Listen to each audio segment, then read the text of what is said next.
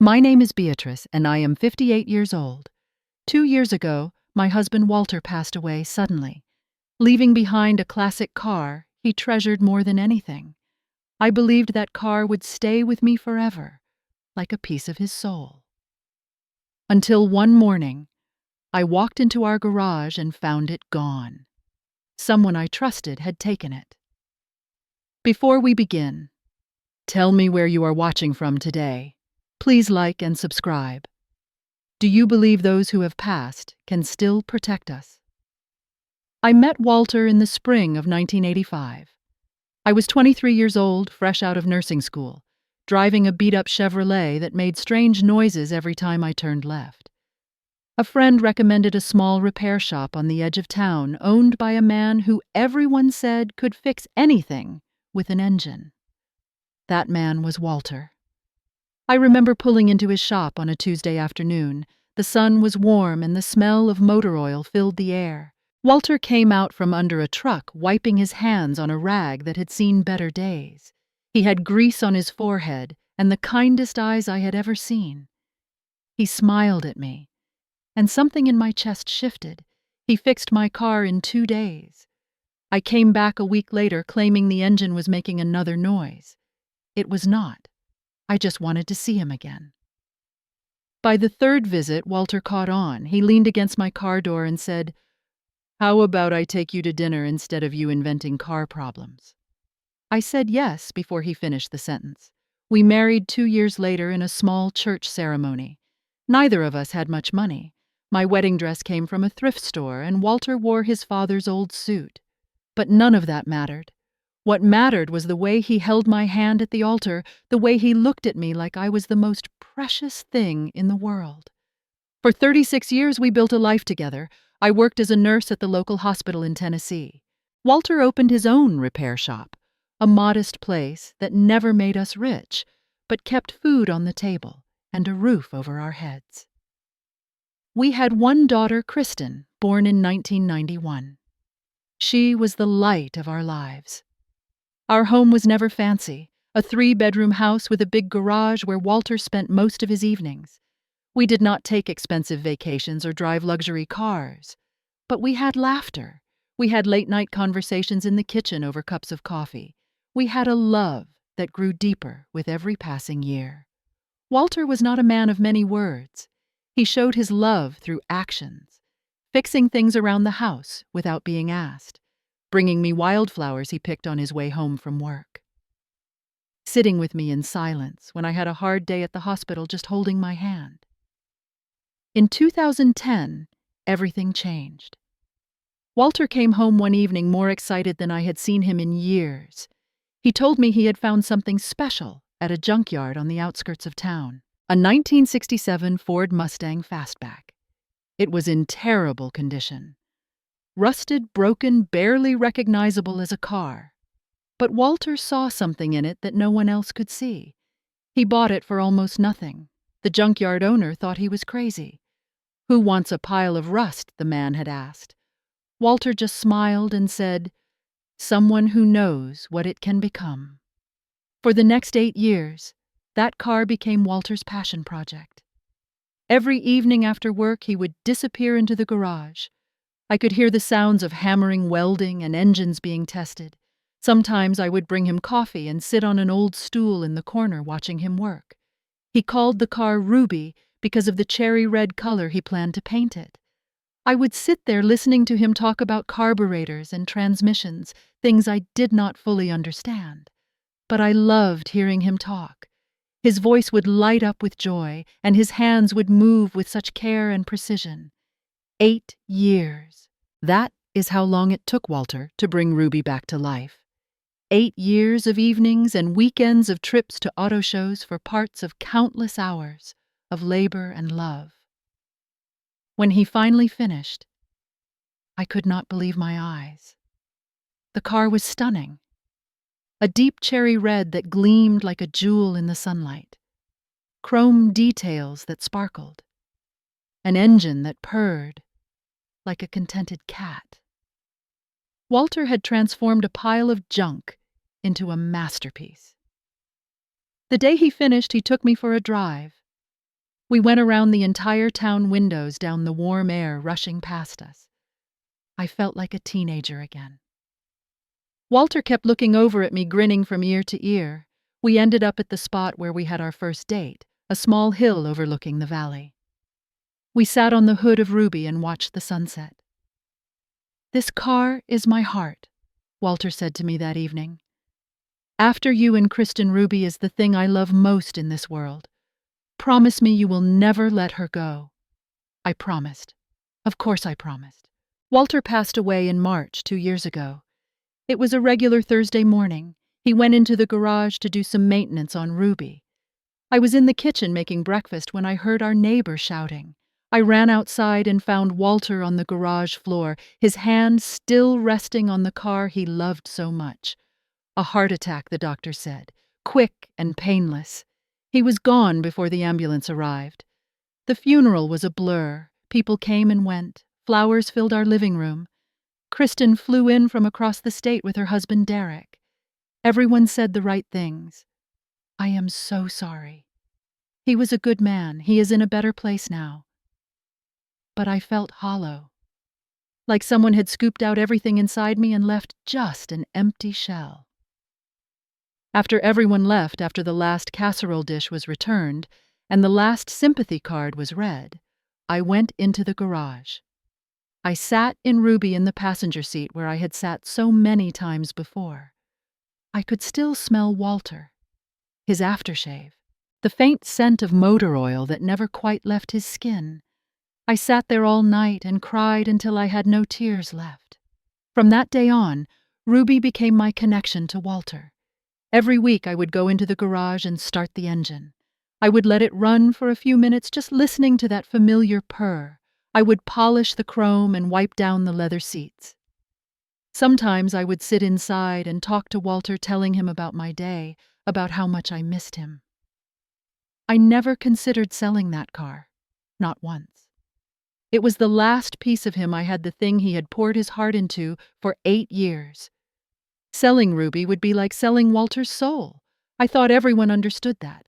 I thought my family respected my wishes. I was wrong. Kristen had always been interested in fashion. Even as a little girl, she would spend hours organizing her doll's outfits, mixing and matching colors with a natural eye for style. When she grew up, she talked about opening her own clothing boutique someday. I supported her dream. Walter supported her dream. We helped pay for her college education even though it stretched our finances thin. We wanted her to have opportunities we never had. After college, Kristen got a job at a marketing firm. She was good at it, but I could tell it was not her passion. Her eyes did not light up when she talked about spreadsheets and client meetings. The only time I saw that spark was when she talked about clothes, about fashion, about her someday boutique.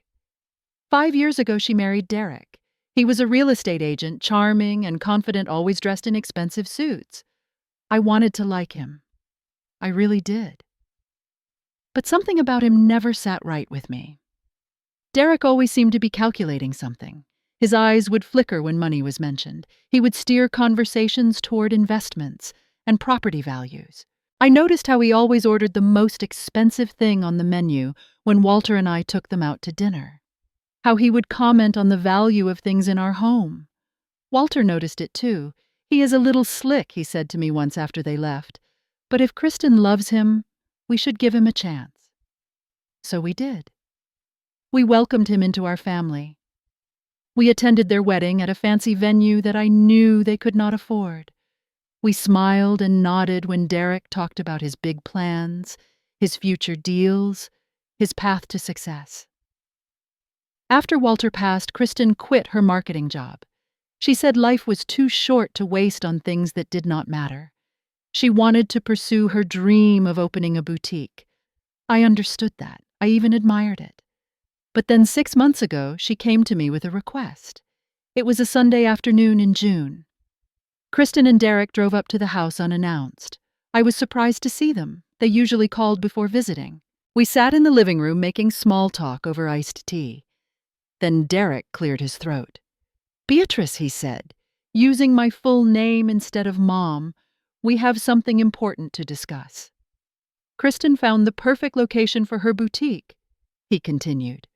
A storefront downtown, right in the heart of the shopping district. The rent is reasonable and the foot traffic is excellent. This is the opportunity she has been waiting for. I smiled at Kristen. That sounds wonderful, sweetheart. I am so happy for you. Kristen nodded, but she would not meet my eyes. That was when I knew something was wrong. Derek leaned forward. The issue is startup capital.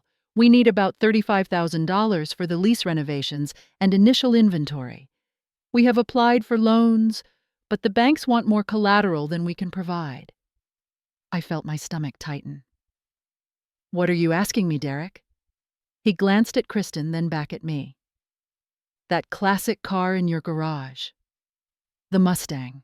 A car like that in that condition could easily sell for $40,000 to $50,000, maybe more to the right collector. The room went silent. I could hear my own heartbeat pounding in my ears. No, I said. The word came out sharper than I intended. Mom Kristen finally spoke up. Just hear us out. The car just sits there. It is not doing anyone any good. Dad would want you to be practical. Do not tell me what your father would want, I said, my voice trembling. That car was his life's work. He spent 8 years building it. I promised him I would never sell it. Derek sighed, exchanging a look with Kristen. Beatrice, be reasonable. Holding onto a car for sentimental reasons while your daughter's future is at stake seems a bit selfish, does it not? I stood up so fast that my chair scraped against the floor. I think you should leave now. Mom, please, Kristen said, reaching for my hand. I pulled away. I said no. Kristen, that is my final answer. Please respect it. They left shortly after. The tension in the air was thick enough to cut with a knife. Derek barely said goodbye. Kristen hugged me stiffly at the door, her eyes filled with something I could not quite read. Disappointment, anger. I was not sure. That night I called my sister Lorraine. She lived 20 minutes away and had been my rock since Walter passed. I told her everything. You did the right thing, Lorraine said firmly. That car belongs to you. No one has the right to pressure you into selling it. But what if I am being selfish, I asked. What if Derek is right? Lorraine made a sound of disgust. Derek is looking out for Derek. Do not let him manipulate you, Bea. Stand your ground. I thanked her and hung up, feeling slightly better. I thought that was the end of it.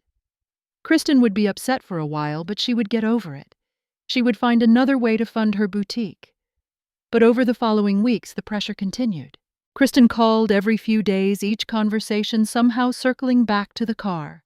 She never asked directly after that first time. Instead, she would drop hints. Mom, I saw a beautiful Mustang at a car show yesterday. The owner said he paid $60,000 for it. Can you imagine? Or Derek was talking to an investor who collects vintage cars. He said the market is really hot right now. I ignored the hints, changed the subject, kept my answers short. Eventually, Kristen stopped calling. 2 weeks of silence. I thought maybe she had finally accepted my decision. I was foolish to think that. The silence was not acceptance. It was planning. Saturday, September 14th. That date is burned into my memory forever. I woke up early that morning around 6:30. The house was quiet the way it always is now, without Walter. I made myself a cup of coffee and looked out the kitchen window at the sunrise, painting the sky in shades of orange and pink. After breakfast, I decided to go check on Ruby. I had not started the engine in almost a week, and I wanted to make sure the battery was still charged. I put on my robe and slippers and walked out to the garage. The first thing I noticed was the door. It was slightly open. That was strange. I always made sure to lock it at night. Maybe I had forgotten I was getting older. Memory slips happen. I pushed the door open and stepped inside. The space was empty. For a moment, my brain could not process what I was seeing. I blinked, thinking maybe the dim morning light was playing tricks on me. I walked further into the garage, my slippers scuffing against the concrete floor. Ruby was gone. Where the car should have been, there was nothing. Just an old oil stain on the floor, a ghostly reminder of what used to be there. I felt dizzy. I grabbed onto a workbench to steady myself. This could not be happening. Someone had stolen the car, broken in during the night, and taken it. I ran back into the house and called the police. My hands were shaking so badly that I could barely dial the numbers. When the dispatcher answered, I was crying so hard I could barely speak. 2 officers arrived within 20 minutes. They walked through the garage, took pictures, asked questions. Was anything else missing? Did I notice anything suspicious in the neighborhood? Had anyone shown unusual interest in the car recently? That last question made me pause. Anyone showing unusual interest? Then one of the officers pointed something out. "Ma'am, there is no sign of forced entry, no broken locks, no damaged windows. Whoever took this car had a key." My heart sank. I thought about the spare key to the garage. I kept it in a drawer in the kitchen, a drawer that Kristen knew about. No, I pushed the thought away. My daughter would not do that. She would not. After the officers left, promising to investigate, I sat at the kitchen table in a daze. I needed to know the truth. I picked up my phone and called Kristen. She answered on the 3rd ring. Her voice was calm, too calm. "Hi, Mom." "What is up, Kristen?" I said, trying to keep my voice steady. "The car is gone. Someone took Ruby from the garage." Silence on the other end. A silence that lasted just a beat too long. "Kristen, are you there?" When she spoke again, her voice was flat. "I know, Mom." The words hit me like a punch to the chest. "What do you mean you know?" I heard Derek's voice in the background saying something I could not make out. Then Kristen spoke again. "Derek and I sold the car last week. We found a buyer through a classic car dealership in Nashville." I could not breathe. The room seemed to spin around me.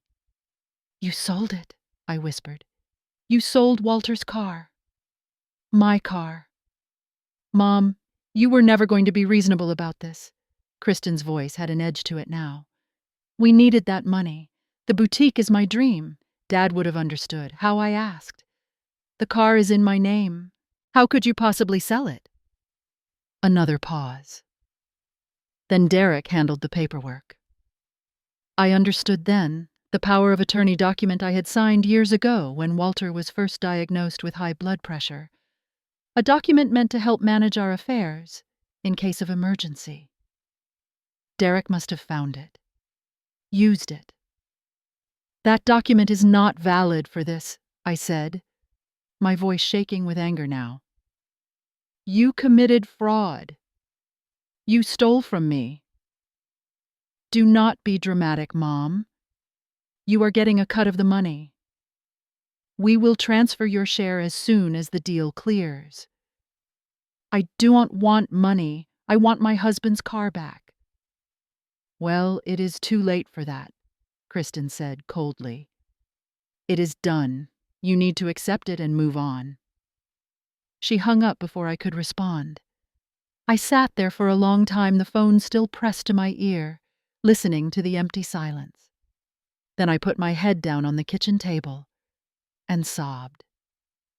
Lorraine came over as soon as I called her. She held me while I cried, stroking my hair like our mother used to do when we were children. "We will fix this," she kept saying. "We will figure something out." But I did not see how. The car was gone, sold to some stranger.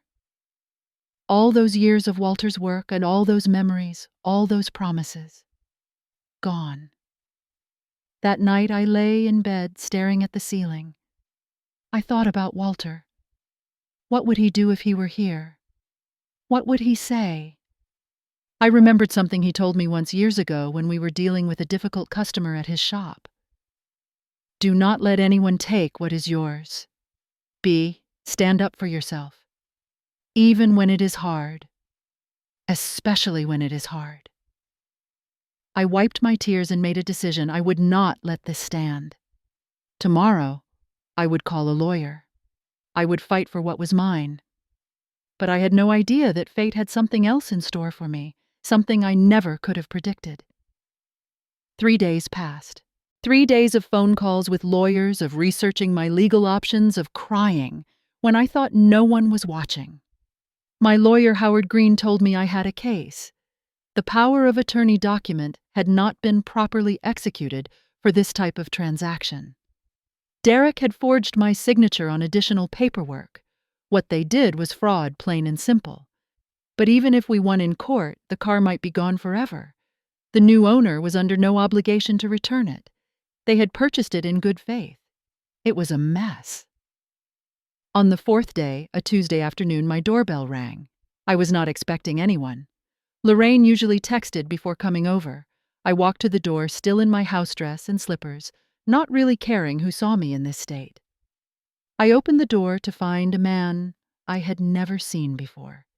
He was somewhere in his early 50s, with salt and pepper hair and kind eyes behind wire-rimmed glasses. He was dressed casually in khaki pants and a blue button-down shirt. His expression was serious but gentle. "Mrs. Beatrice Thompson?" he asked. "Yes." "Can I help you?" He extended his hand. "My name is Marcus Thompson." "No relation," he added with a small smile. "I am the one who bought your husband's car." My first instinct was to slam the door in his face. This was the man who had Ruby, the man who had unknowingly or not participated in the theft of my most precious possession. But something in his eyes stopped me. There was no smugness there, no satisfaction. He looked troubled, concerned. "I know you probably do not want to see me," he continued. "And I understand that. But I found something in the car. Something I think you need to know about."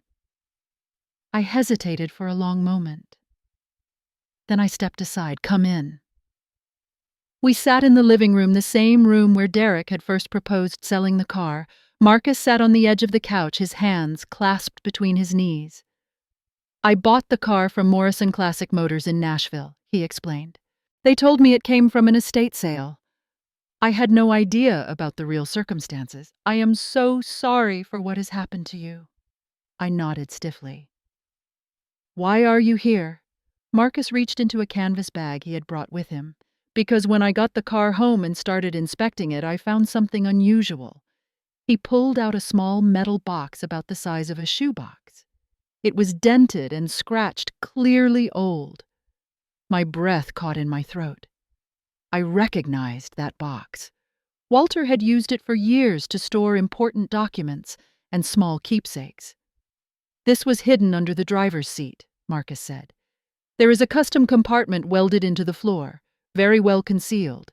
The previous owners, the dealership, clearly missed it, but I like to do a thorough inspection of any classic car I buy. I found it yesterday." He placed the box on the coffee table in front of me. "I have not opened it," he said quietly. "It is not mine to open. Whatever is inside belongs to you." My hands were trembling as I reached for the box. The metal was cool beneath my fingers. I undid the simple latch and lifted the lid. Inside there were 3 things. The first was a bundle of envelopes tied together with a rubber band. They were all the same cream-colored stationery, yellowed with age. The second was a larger envelope, manila-colored sealed. The third was a ring, a small, simple gold band. My first wedding ring, the one I thought I had lost more than 20 years ago when we moved from our first apartment. "Oh my God," I whispered. I picked up the ring first, turning it over in my fingers. On the inside, barely visible now, were our initials. W&B. Walter had saved it. He had kept it all these years. Tears blurred my vision as I reached for the bundle of envelopes. There must have been 30 or more. Each one had a date written on the front. The earliest was from 1990. The most recent was from 2020, just months before Walter died. I untied the rubber band and opened the first envelope with shaking hands. My dearest Beatrice. The letter began. Today is our 5th wedding anniversary. You are in the kitchen right now, making that pot roast I love. You do not know I am writing this. I am not good with words, you know that. I can never seem to say the things I feel. So I write them instead. Maybe someday I will give you these letters. Maybe you will find them on your own.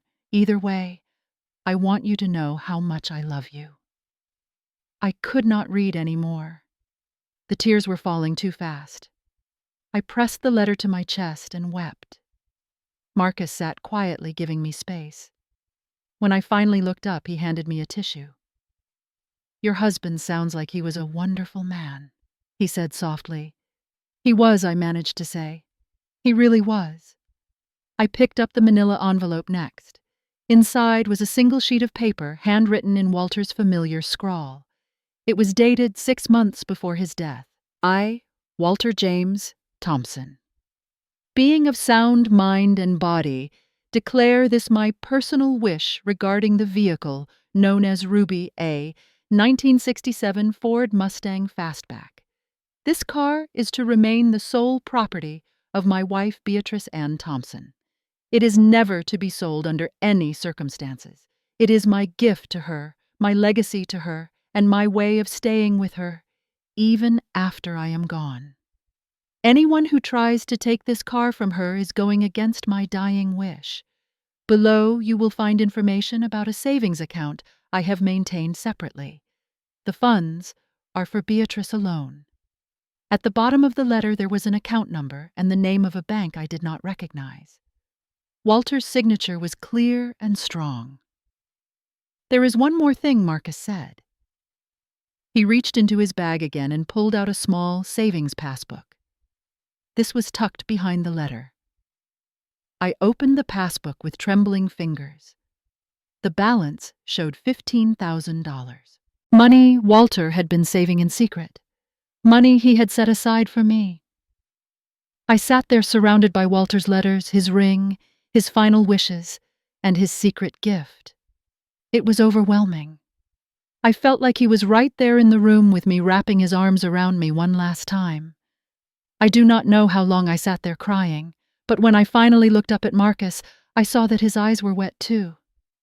Thank you, I said. I do not know how to thank you enough. He shook his head. You do not need to thank me. I just did what anyone decent would do. But he had done so much more than that. He had brought Walter back to me. After I composed myself, I told Marcus everything. The whole story from the beginning.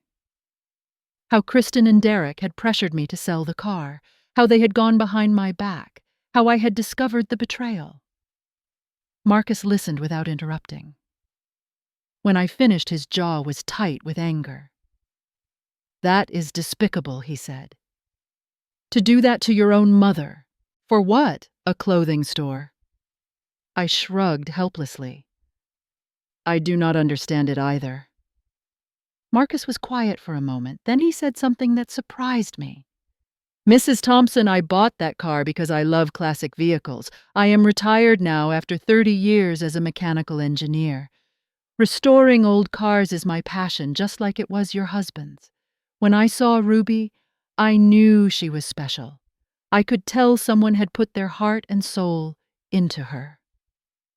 He paused, looking at me intently. I did not buy her to take her away from someone who loves her.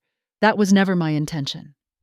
I want to sell her back to you, at exactly what I paid for her.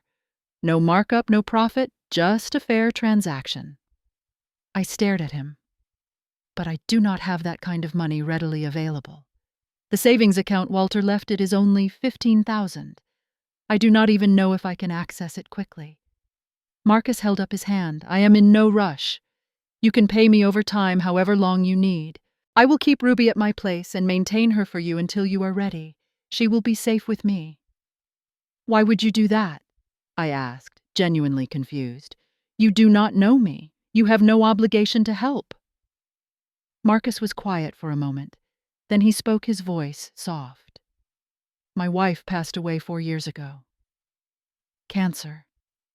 After she died, I sold our house, our furniture, almost everything we owned together. I thought getting rid of the reminders would make the pain go away. He shook his head. It did not. It just left me with nothing. No memories, no touchstones, no way to feel close to her anymore. I regret it every single day. He looked at me, his eyes filled with understanding. When I found those letters that ring that document, I knew what your husband was trying to do. He was trying to protect you, to stay with you even from beyond the grave. I could not be the person who takes that away from you. I just could not. I reached across the coffee table and took his hand. Thank you, Marcus. Thank you from the bottom of my heart. We sat there in silence for a while. Two strangers connected by loss and love and the strange twists of fate. Before Marcus left, we made a plan. I would contact my lawyer the next day, show him Walter's handwritten document. We would pursue legal action against Kristen and Derek for the fraud they had committed. The money they received from the sale would be recovered, and Ruby would come home. The next morning, I sat in Howard Green's office with Walter's letter in my hands. This is significant, Howard said after reading it. It clearly establishes your husband's intent. Combined with the fraudulent use of the power of attorney, we have a very strong case. What can we do? I asked. We can demand full restitution, he replied. They must return all proceeds from the sale, and depending on how far you want to take this, we could press criminal charges for fraud and theft. I thought about it. Criminal charges against my own daughter. The idea made me sick to my stomach, but so did what she had done to me. Let us start with demanding the money back, I said. We will see how they respond. Howard nodded. He drafted a formal legal letter that afternoon. It was sent to Kristen and Derek by certified mail. Then I called Kristen. I told her I wanted to meet, in person, at my house. I told her to come alone. She agreed, her voice wary. 3 days later, she showed up at my door. Derek was not with her as I had requested. She looked nervous, her usual confidence nowhere to be seen. We sat in the living room. I had the metal box on the coffee table along with the letters, the ring, and Walter's final document. Before you say anything, I said calmly, I want you to read this. I handed her Walter's letter about the car. She read it, her face growing pale. Dad wrote this, she whispered. 6 months before he died. He knew Kristen.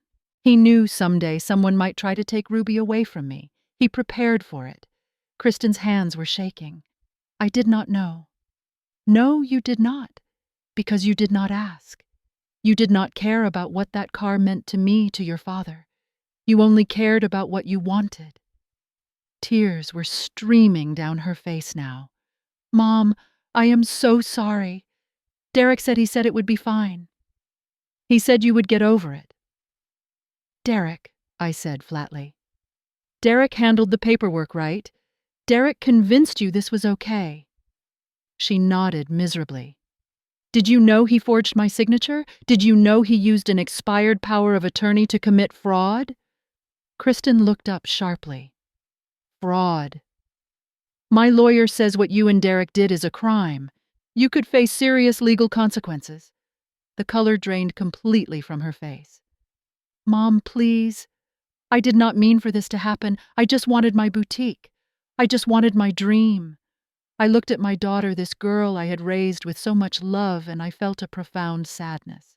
Dreams are important, I said softly, but not at the cost of betraying the people who love you, not at the cost of your integrity. Your father worked his whole life with his hands. He never cheated anyone. He never took shortcuts. He would be heartbroken to see what you have done. Kristen was sobbing now, great heaving sobs that shook her whole body. I let her cry. I did not comfort her. Not this time. She needed to feel the weight of what she had done. When she finally calmed down, I spoke again. I am not going to press criminal charges. You are my daughter, and despite everything, I love you. but I need you to return every penny you received from selling that car. Every single penny.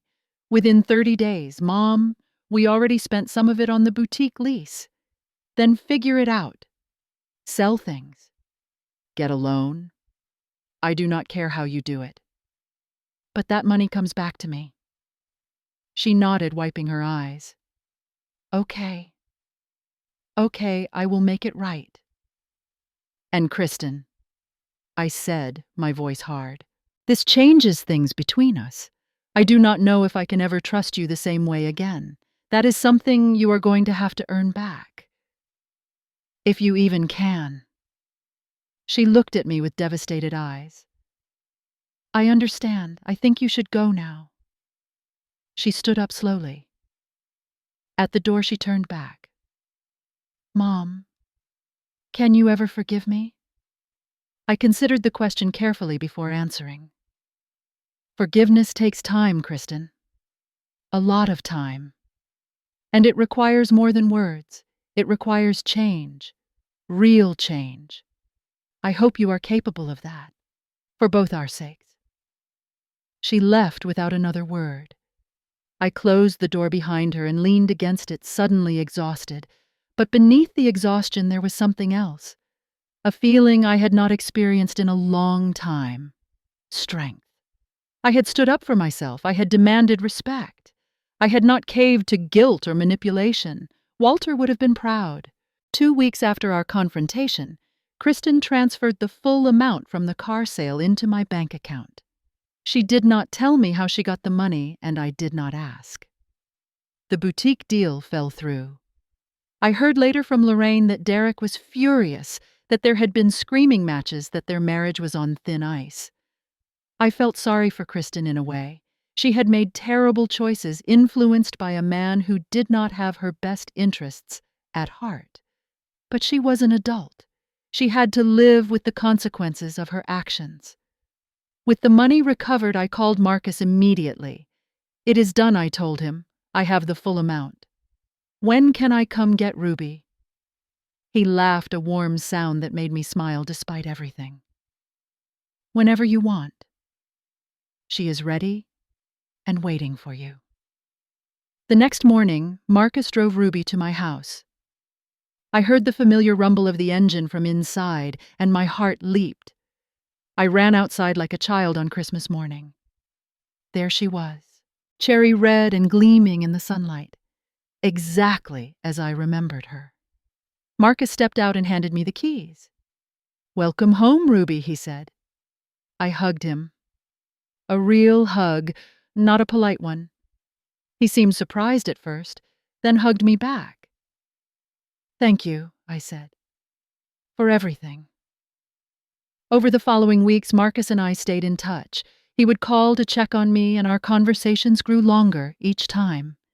He told me about his late wife, Patricia, about their travels together, about the emptiness he felt after she passed.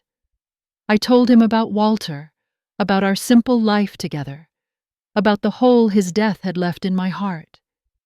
We understood each other in a way that few people could.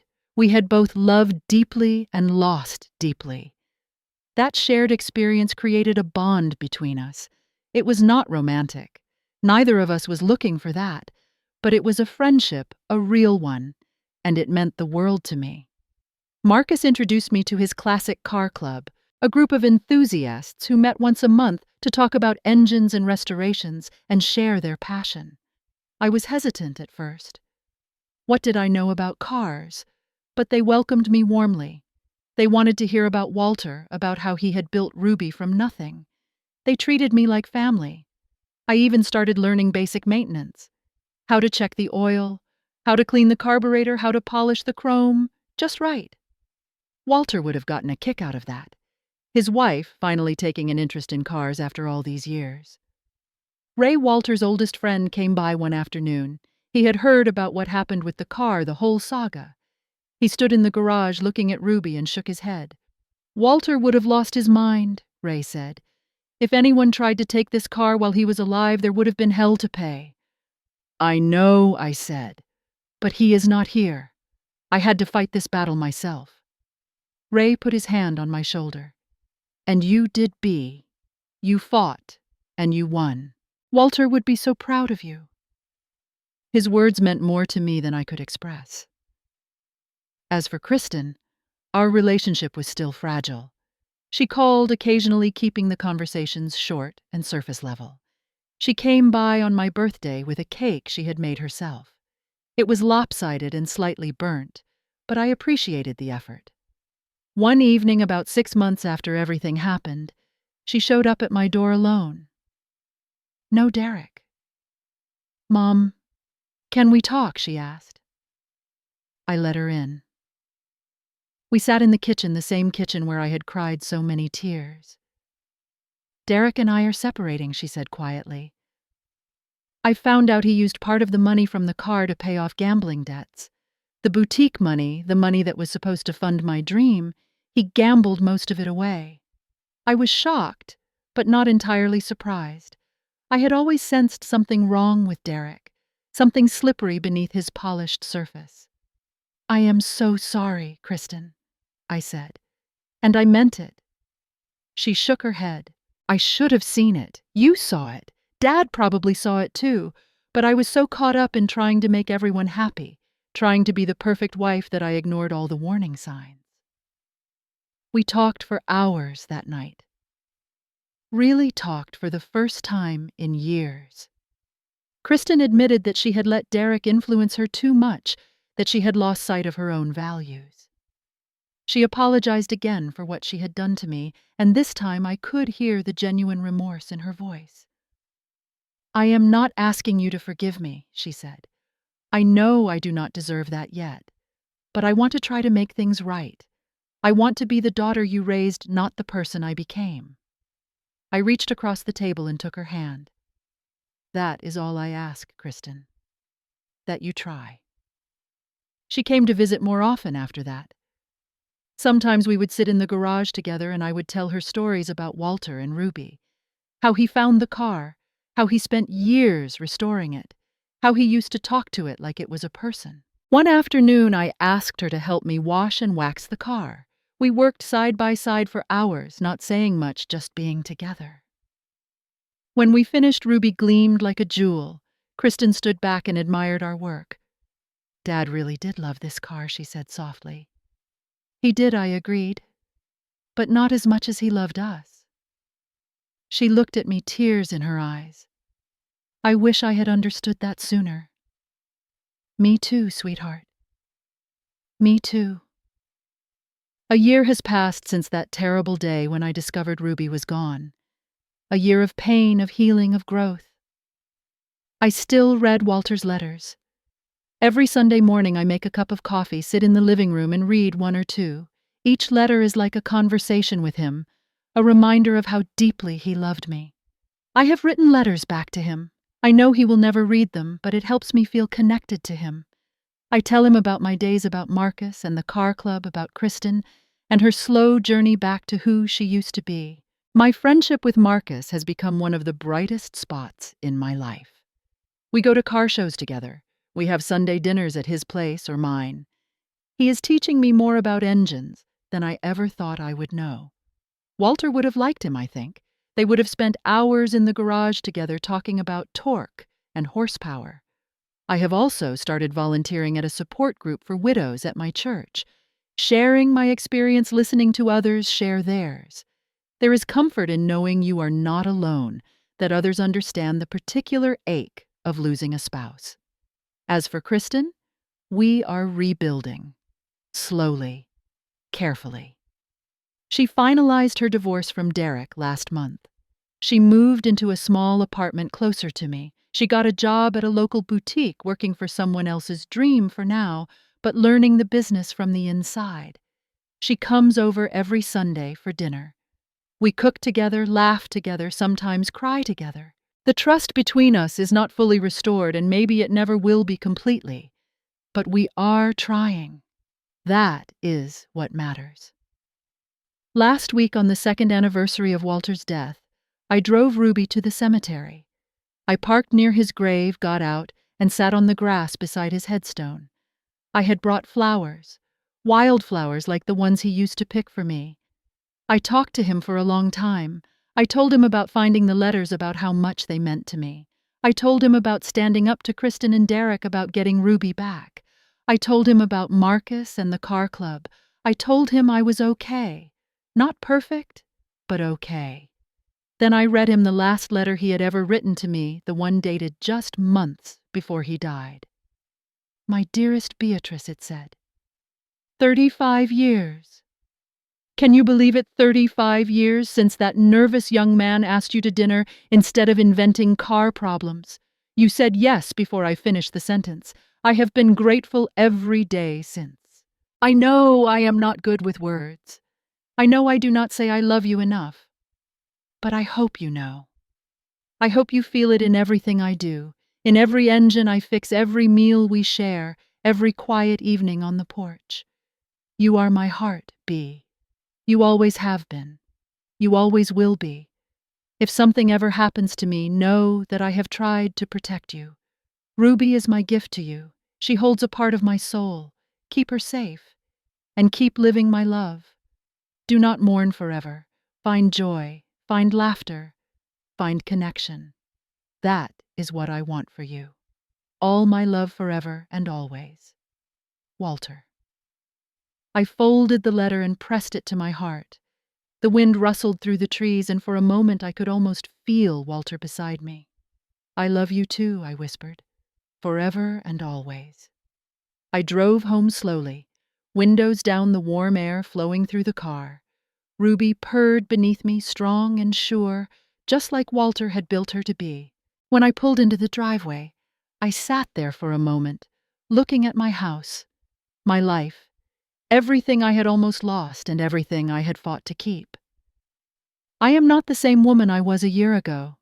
I am stronger now, more certain of my worth, more willing to stand up for myself and what I believe in. Walter gave me many gifts over our 36 years together, his love, his laughter, his steady presence. But maybe the greatest gift was the one he left hidden in Ruby, a reminder that I deserve to be protected, that I deserve to be valued, that I deserve to be loved. If you are listening to this story, I want you to know something. You deserve those things too, no matter what anyone tells you, no matter what they try to take from you.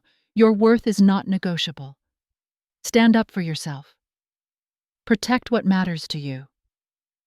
And never let anyone make you feel like you do not deserve the love and respect that every human being is entitled to.